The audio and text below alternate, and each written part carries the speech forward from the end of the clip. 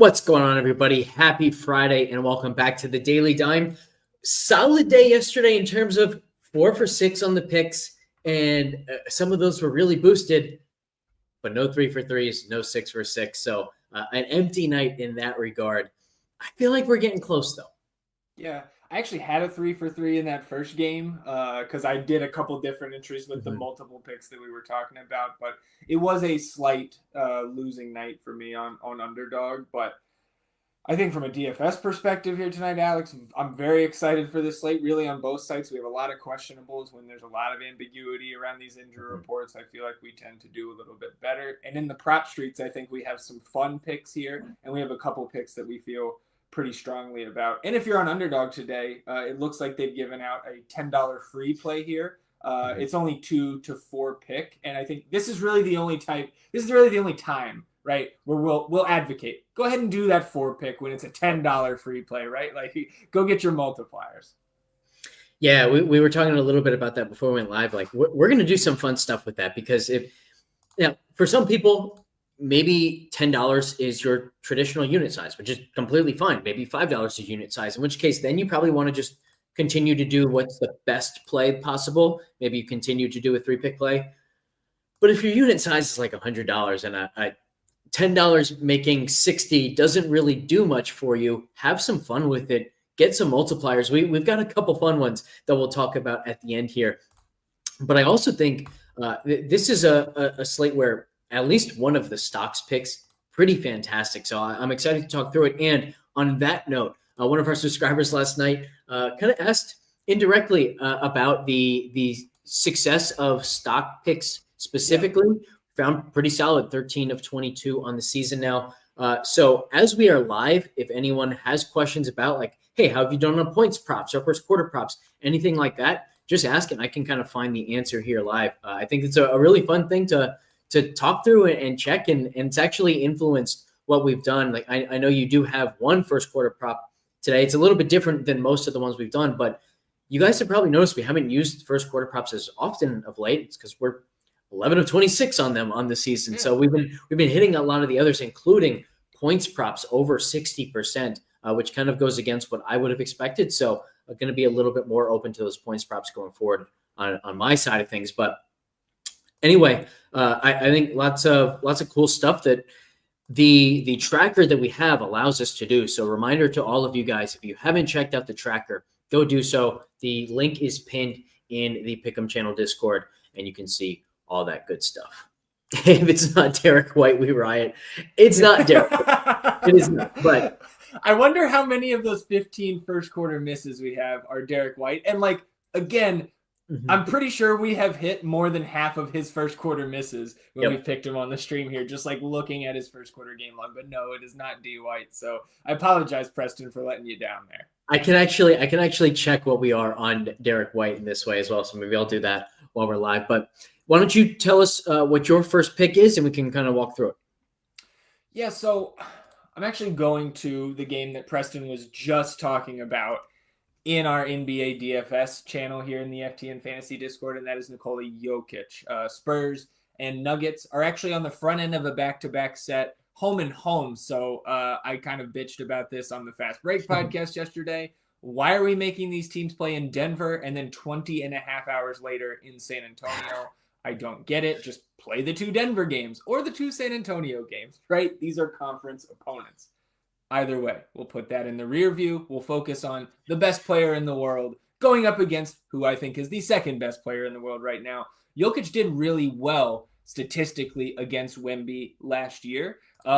It was the first 3 games that they faced off against each other where he was just racking up points like crazy. And one of the big adjustments that he made, and I know you chuckled when I mentioned this before we went live, one of the big adjustments he made in that first game against Wembanyama was, I'm dunking instead of shooting, right? He blocked him like 4 times in the first quarter, and then the adjustment was made by Jokic. So 28.5 points is the line here this morning. They are 7 or 6.5 point home favorites here, but a 237.5 implied total. It's one thing that Adam Pfeiffer brought up on the Fast Break yesterday is the pace of this Denver team. They are 3rd in the NBA in points per game. So this one's going to get up and down. We've got Jokic projected for 31.3 points in the model, he's averaging 30.7 points per game on the season. And like I mentioned, over this number in 3 of 4 meetings against Wemby last season, he averaged 33.5 points per game in those 4, point totals of 39, 31, 42. And then in that penultimate game of the season where the shorthanded Spurs were led by Wemby to an overtime victory and maybe knocked the Nuggets out of the playoffs ultimately by knocking them out of the 1 seed, just 22 points for Jokic in that game. But Wemby still, as he is getting a little bit stronger, right, putting a little bit more mass on compared to last year, he's also adjusting, like he's figuring out what he can and can't get away with. So, like, I'm not shocked if we don't see Jokic, cresting 40 against the Spurs in either of these games this weekend. But I think no Sohan is also a boost for Jokic here because Wemby struggles with the bigger centers. Right? Embiid had 70 against Wemby the first time they met last year. So, like, these physically bigger centers that are, again, the upper echelon of just overall players in the league, those are, I guess, kind of unsurprisingly, the biggest challenges so far for Victor. No Jeremy Sohan too, which means you're going to get Zach Collins or Charles Bassey. And I think Charles Bassey is a worse idea tonight, actually, but neither of those guys are good options. So we should get 34, maybe 35 plus minutes of Wemby, but those 12 minutes, and we know Jokic rarely coming off the floor these days. Like, I think no Sohan is also a little cookie for Jokic. So almost a 3-point advantage in the FTN model here. I'm going to go with the reigning MVP to top 28.5 points here against the Spurs. I like it. And I mentioned the fact that we're going to have some fun ones to boost. I like the idea of going to Westbrook with Jokic. We talked about this last night, the correlation between D'Angelo Russell and Cam Johnson. And goodness gracious, did that come through. We had the assists on Russell, Cam Johnson, points. There were 5 buckets for Cam Johnson, assisted by D'Angelo Russell, accounting for 13 points. Remember, their lines were like 5.5 and 16.5. So 5 assists, 13 points just together. Man, those were really easy. We got the ladder on the Russell assists, and I think you can do the same thing here with Westbrook assists and Jokic points if you wanted. We can also go huge multiplier here, 19.16x for the triple-double on Westbrook for that risk-free kind of promo that Underdog has. So I like both of these options, and I'm wondering, do you have a lean on the assists here? Because if we're going to the Jokic points, we may as well kind of look at these Westbrook assists regardless. Yeah, I would lean towards the over here, probably on that 7.5 that it is giving us at 1.1x. Like Westbrook, rather, has been over that number in each of his last 3 games. And that game against Cleveland that they lost by 14, he was sitting on 7, right? Like, I don't think, as much as I've heard a couple people like kind of poo-poo the Westbrook, like it's not going to last with him in the starting lineup and the success they're having, but we haven't seen any indication yet. Like, they're 9-2 with him, I believe, in the starting lineup, and 11-2 when he plays 30 plus minutes, and he's still producing. Like, to your point, right? Triple-double came just game before last. So if we're going to the assists here, I do like that 7.5.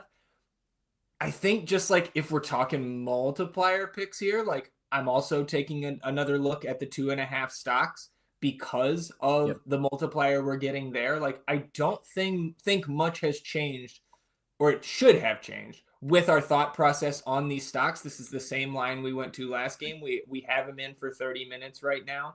And he's projected right around this number, I think, in the model, but we are getting that little extra boost there.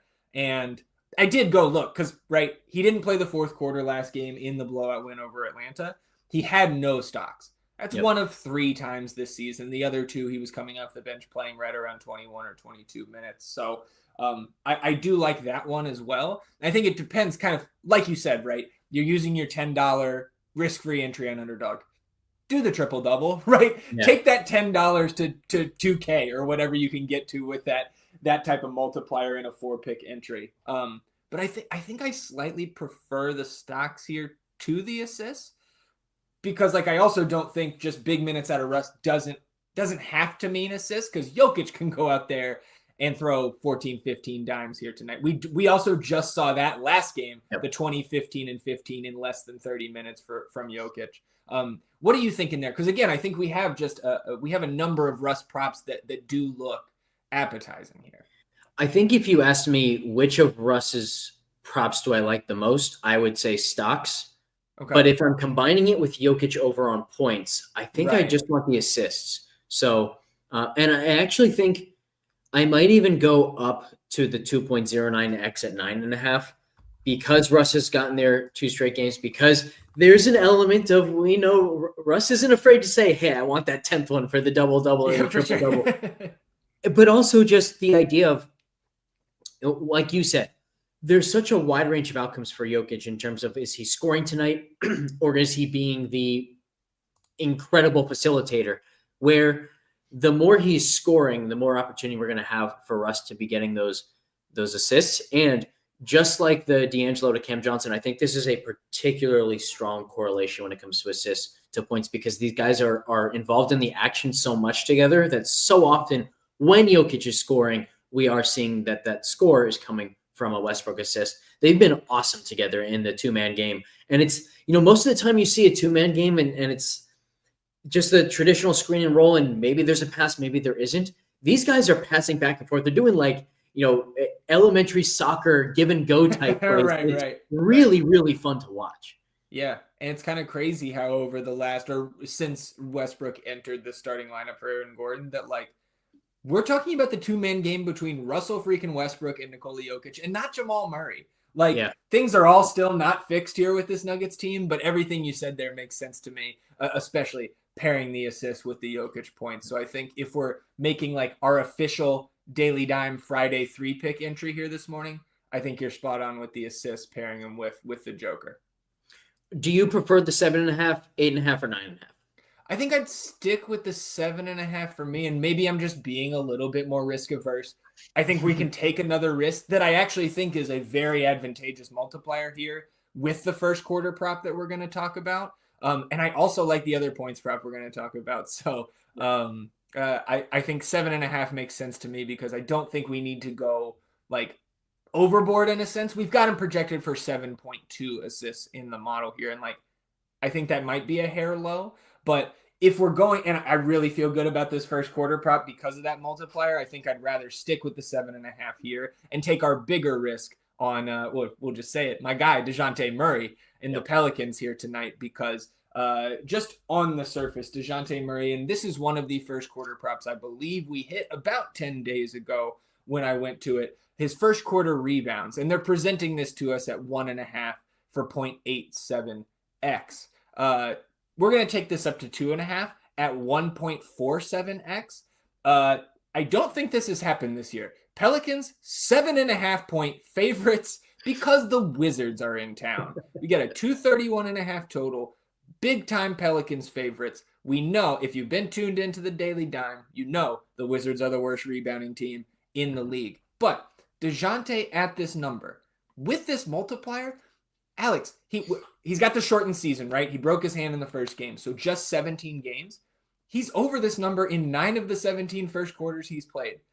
This should be much closer to a 1x multiplier than a 1.5x multiplier, and he's played 8 or more minutes in 15 of those 17 games. And as you can imagine, the 2 games that he played 7 minutes, he came up short of this number. But I do think we should feel pretty confident about 8+ minutes of DeJounte Murray against the Washington Wizards. And again, this multiplier is just too high for me to ignore.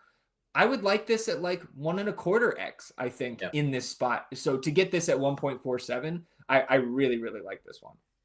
Yeah, this is a tough one for me because I like this a lot, but I think the best play on the entire slate is his stocks. Yeah. So, which is also +1x, which is kind of, again, I think, I just saw everything go great. It went on my screen too, so it just went great. It says this player is no longer available. So my guess is it'll come back the same, but we'll have to be a little bit patient. And just imagine I could click this right here. The 1.1x. Okay, now he really disappeared. There it is.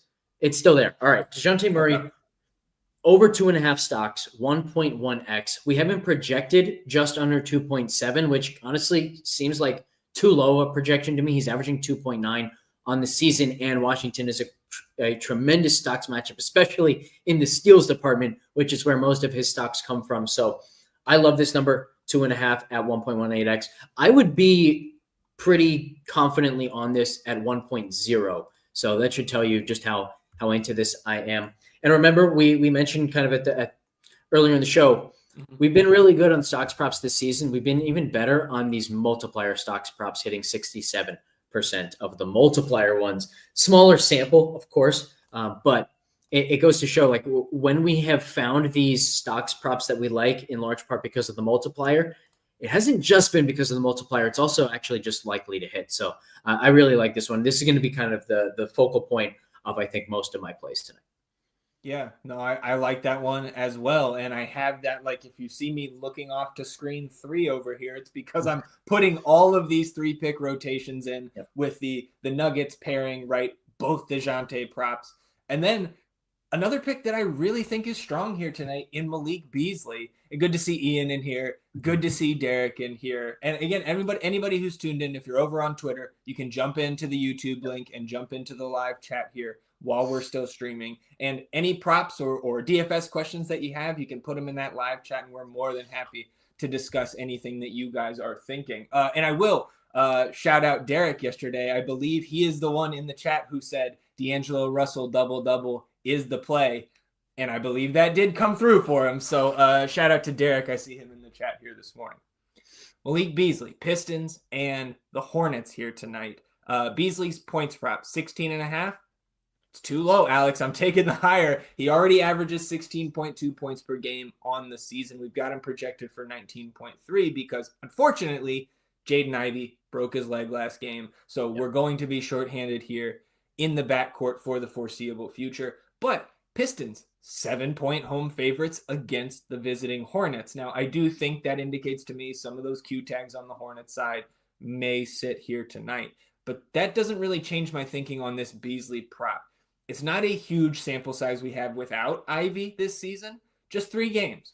But Beasley in those games, 26, 28, and 26 points. Now, I think one of those went to overtime, and he was getting massive minutes. Like, we've got Oscar Thompson getting more minutes now, right? Tobias Harris is back healthy. So, like, maybe we don't get up to the 36, 38-minute range here for Malik Beasley, but we don't have him projected for that many minutes. I think it's 28 in the model, and he's projected for 19.3 here with no Jaden Ivey. Like, I also don't think that, okay, now they have the PRA there at 20.5 was 1x about a half hour ago.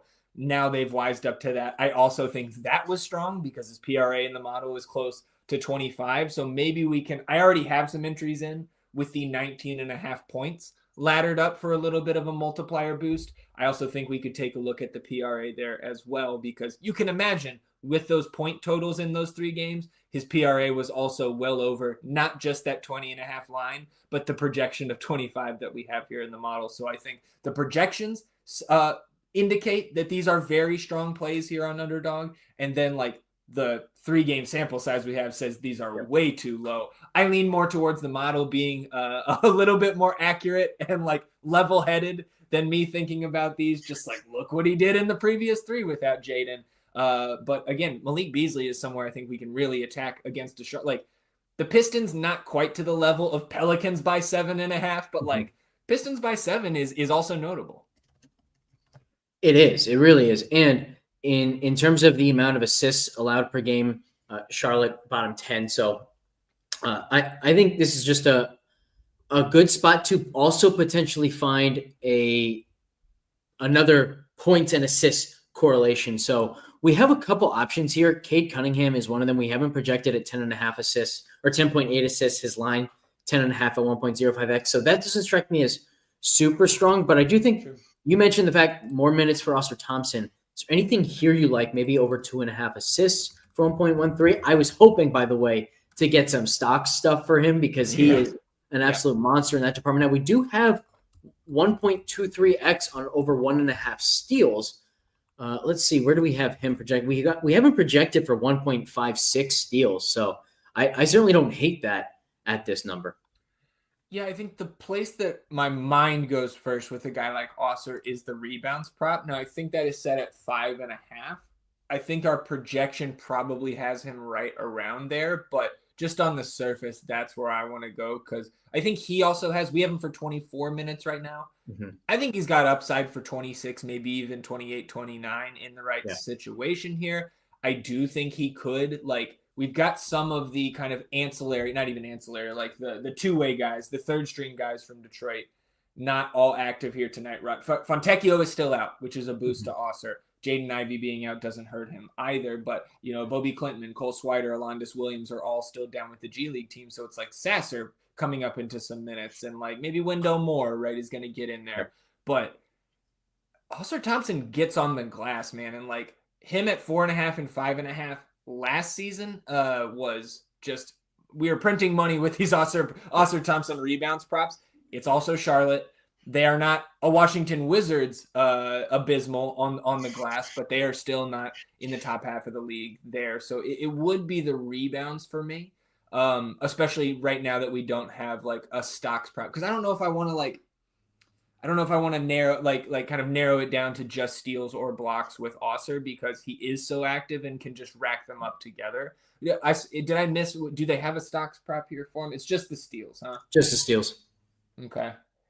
I mean, if we got a start from Osser, 6.8x on the double-double is not crazy.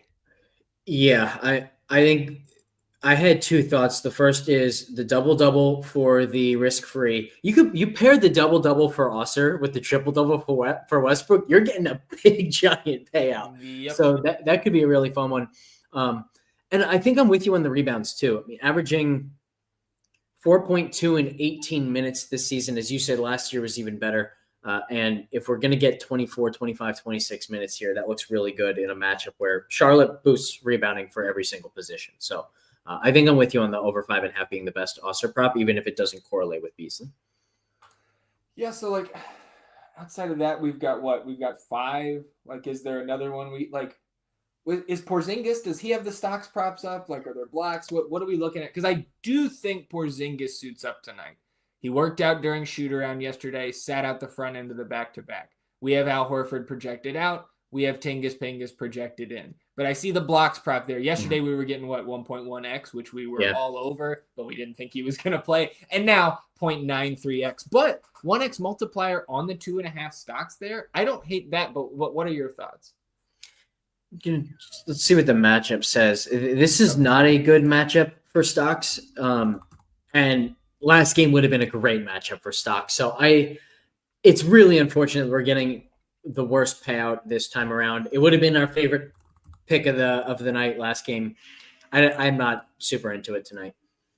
Yeah, I think that's fair. Is there anything else that you're eyeing? Because I really don't have any, and I've been just spamming the refresh on give us fantasy points while we're on the stream, please. Yeah.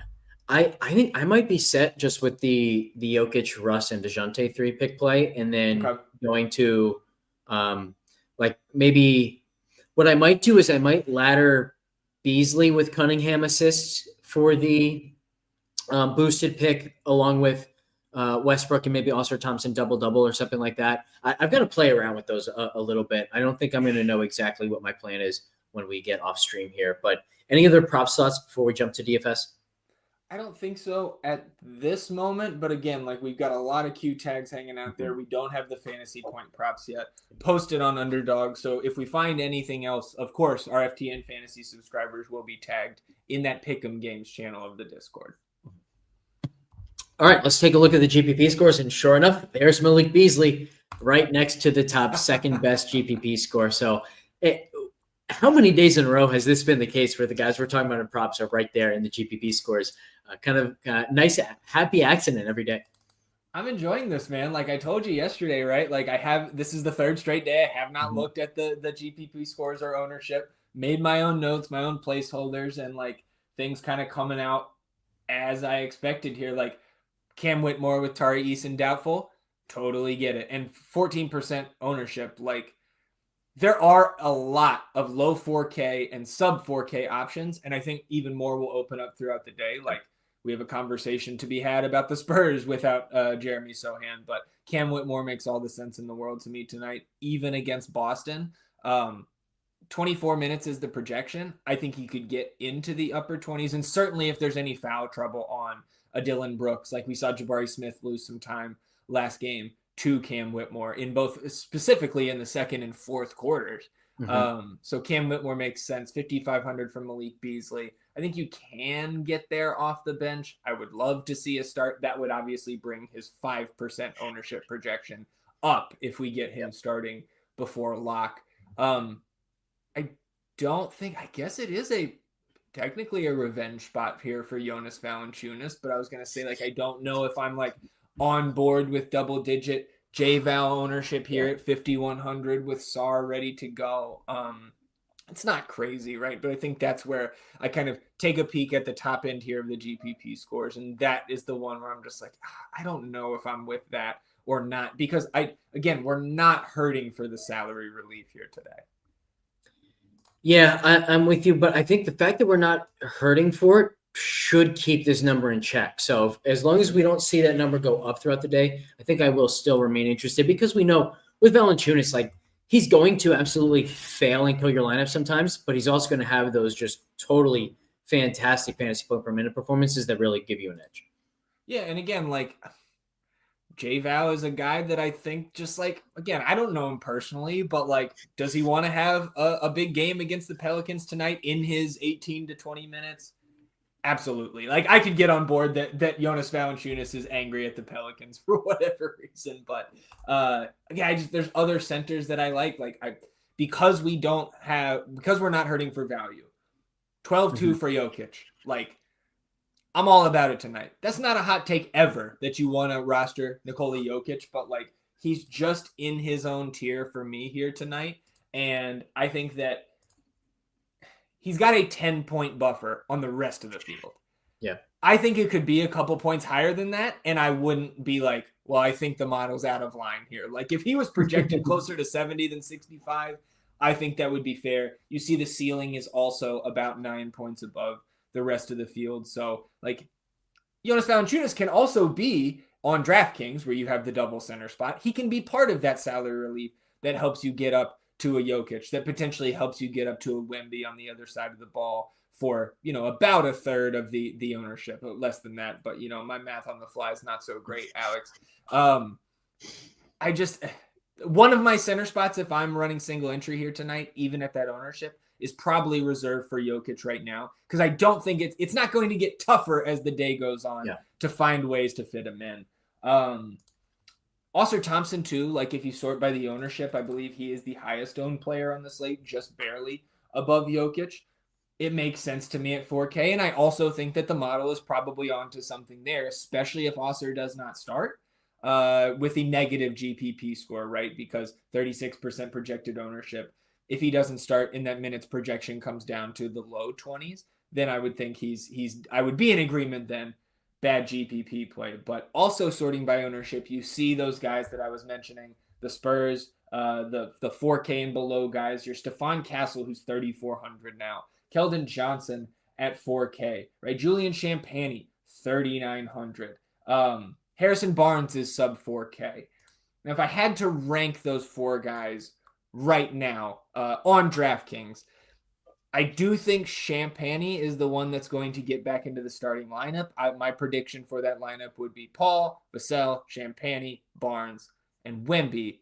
Steph Castle could also get into this lineup, and at 3,400, I think regardless, his minutes are going to come up in this game, and I like him. So it'd be Champagnie, Castle, then Keldon, then Harrison Barnes for me.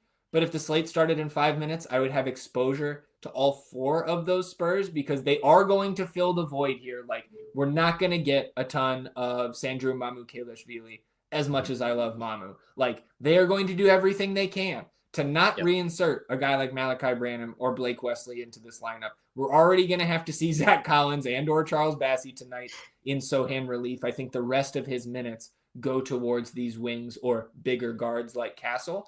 And so I think those are guys in MME builds you need to be mixing in.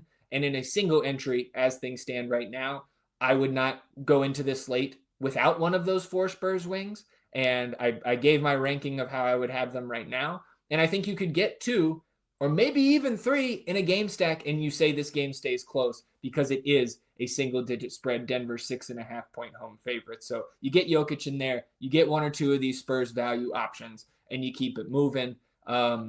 You also see, I think it's kind of similar to yesterday, you also see the top of the GPP scores like littered with the also rans in terms of the spend ups, right? You got 35% Jokic. Okay, well, we're not going to get a ton of SGA against the Knicks. I get that. But Cade against the Hornets, he's back down under 10K now.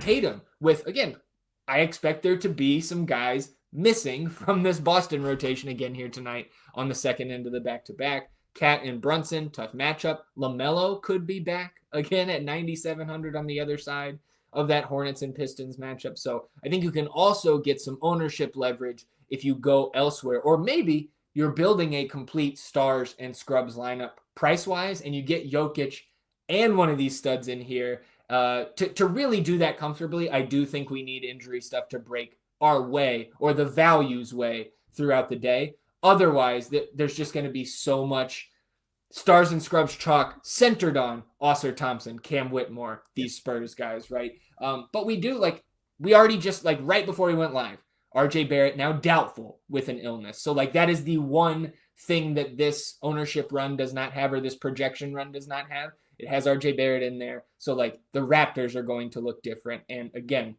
we go through this injury report for Charlotte, right? LaMelo, Cody Martin, Brandon Miller, all questionable. For the Magic, Anthony Black is questionable. Gary Harris is back out for that team. We've got RJ Barrett, as I mentioned, doubtful. Tari Eason, doubtful. For the Knicks, both Deuce, of course, and Jalen Brunson, questionable. So, do we get Campaign in? Campaign has many spots in his career.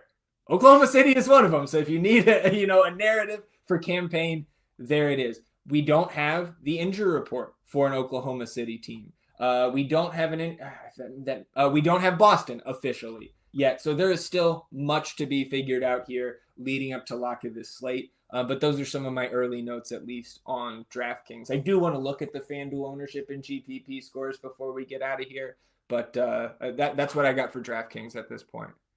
I think the only thing I have to add is we mentioned the potential correlation of Cade Cunningham and Malik Beasley over on Underdog, and you can do the exact same thing here on DraftKings. Both guys have really good GPP scores. And what is Cade Cunningham's path to the real ceiling games? Often it's triple-double, and when did the triple-double happen? When he's assisting Malik Beasley. So I definitely think that's worth pointing out. And yeah, now we can take a quick look here over at FanDuel as well. It's got to be quick, though, Zach. I've got about 3 minutes before I got to go jump on SiriusXM. I got you. Well, we can do this very quickly. I was thinking, with a pairing like Cade and Malik Beasley over on FanDuel, like it a little bit less. We don't get the triple-double bonus. We don't get the 3-point bonus over there. But I do still like both of those guys, and I would prefer Beasley. You see the model likes him as well. 1% projected owned. He was the last guy into my placeholder, but he was in there. 5,400 guard forward eligible. I think that is a very interesting piece there at 1%. You see Jason Tatum at 2%, kind of similar again to yesterday. And to what we saw a little bit on DraftKings here today is that some of these lower owned spend ups, the model is really liking in tournaments. And again, I don't think we're going to have much trouble fitting in the spend ups that we want.